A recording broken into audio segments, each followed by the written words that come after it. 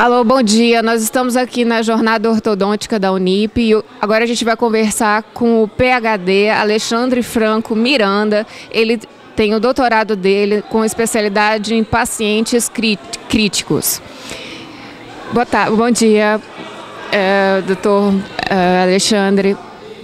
Primeiramente, a gente gostaria de saber quais são os problemas mais comuns que os pacientes especiais se deparam.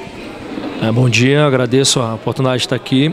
Pacientes especiais, pessoas com deficiência ou grupos especiais, são pacientes que normalmente apresentam a deficiência de higienização, seja pelo controle próprio, pelo controle cognitivo, controle motor, e isso desenvolve a doença periodontal, que é o acúmulo de placa, de sujeira no dente, que leva à inflamação da gengiva, a cárie. Então, a deficiência da higienização da língua, são problemas que os pacientes especiais normalmente têm, mas também associados a isso, a maloclusão, que é a mordida errada, o bruxismo, que é o desgaste dos dentes, e a respiração bucal, que também pode estar relacionada com o contexto da saúde bucal também.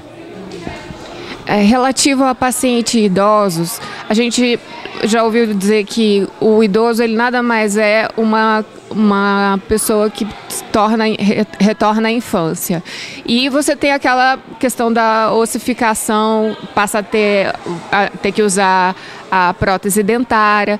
Como é que você trata um paciente assim, tanto na questão da abordagem profissional como dentista-paciente e também do próprio problema quando você tem que fazer um tratamento invasivo? Pacientes idosos, na nossa concepção, eles não devem, né, ser tratados de uma maneira infantilizadas, porque a gente gera algo do pequenininho, do bichinho, e isso leva o paciente idoso, em muitos casos, ao quadro de não reconhecimento pessoal.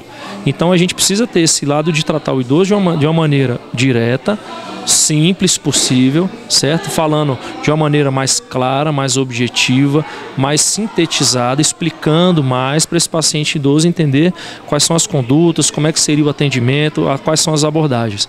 E em pacientes que são idosos e que apresentam condições especiais, por exemplo, a destacar o Alzheimer em alguma fase avançada, um AVC, que dependem de outros profissionais, de outras pessoas, a gente tem que ter esse foco para o cuidador, para o familiar e também para o paciente. E aí a nossa estratégia de comunicação ela passa a ser verbal, tátil, de palavras mais incisivas, né, para tentar mostrar para o paciente o que a gente está fazendo. Em relação às condutas odontológicas, né, com o envelhecimento, e principalmente pacientes usuários de prótese, eles têm um desgaste da estrutura óssea e isso pode desencadear a dificuldade de planejamentos futuros, como implantes, próteses dentárias. Mas é algo também a gente ressaltar que a população idosa hoje do Brasil, que é desdentada, que usa prótese, é reflexo de uma ação mutiladora no passado, que hoje, devido às ações preventivas, educacionais, clínicas que acontecem na odontologia, nós seremos idosos com dentes. E os problemas de prótese, implante, talvez não teremos. Então, a tendência é que nós vamos ser idosos com dentes. E não precisaremos de fazer prótese, não precisaremos fazer implantes, porque a perda dos dentes não é reflexo do envelhecimento, e sim dos cuidados ou de ações odontológicas invasivas ou mais mutiladoras no passado. E para finalizar, pacientes em tratamento intensivo, no caso de UTI, a gente vê onde que há o encontro entre a atuação de profissionais multidisciplinares e interdisciplinares. Em pacientes críticos, né, em ambiente hospitalar, a gente tem que entender que o paciente a gente tem que enxergar como um todo. Então, se tem todas as áreas da saúde envolvidas, a saúde bucal faz parte desse todo.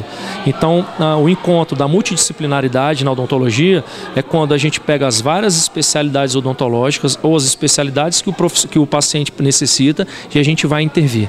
E já a interdisciplinaridade é que, para que a gente realize essas condutas odontológicas multidisciplinares ou não, a gente precisa ter uma interdisciplinaridade, que é a comunicação com o médico, com a família, com o próprio paciente, com o fisioterapeuta, com o fono, com o psicólogo, terapeuta ocupacional, nutricionista, para todos nós criarmos uma estratégia clínica de manejo para que a odontologia possa ser inserida corretamente. Então a gente precisa respeitar taxas de exames, estratégia de abordagem do paciente. Então tudo isso faz parte do atendimento interdisciplinar em pacientes críticos, internados na UTI. E já existe algum lugar, algum tratamento intensivo, hospital de tratamento intensivo que você tem esse profissional na equipe? Hoje no Brasil existem alguns hospitais no Brasil que têm essa atuação odontológica na UTI. Hoje no DF existe uma lei, tá, distrital, pouca gente conhece, mas está aprovada, que é a presença do cirurgião dentista no ambiente hospitalar, atenção domiciliar e contempla no serviço público a atenção em unidade de terapia intensiva. A RD7, que é a regulamentação da Anvisa de 2010, coloca no seu artigo 6º que é necessária a atuação odontológica, é necessária a presença da odontologia no contexto do paciente crítico na UTI.